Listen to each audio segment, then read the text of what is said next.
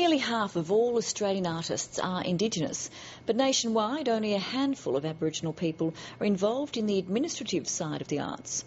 Earlier this year, the National Gallery launched a bold plan to change that, and today a fellowship program aimed at fostering more Indigenous involvement in the arts world welcomed its first recruits. When the National Gallery went searching for strong voices to steer Indigenous art into the future, they found everything they were looking for in 27-year-old Jirra Harvey. I was raised to believe that I can do whatever I put my mind to, whatever I put my heart to, particularly if I keep the community at heart.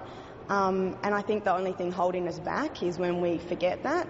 A Yorta Yorta Wiradjuri woman, she grew up in a strong community of artists in Melbourne.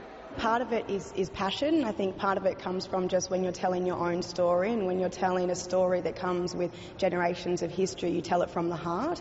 And the National Gallery has established a program to make sure those stories are heard. There are two-year fellowships for Indigenous arts leaders, and for 10 others, a shorter training program.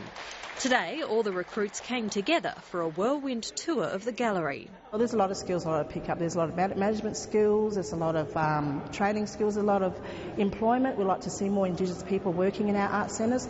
Glenn Iseger-Pilkington will use his 2-year fellowship to bridge the gap between old and new by devising digital education programs. I really like work which challenges people's notions of what it is to be an Indigenous person, how Indigenous people live, and to really challenge kind of romantic notions of Aboriginality.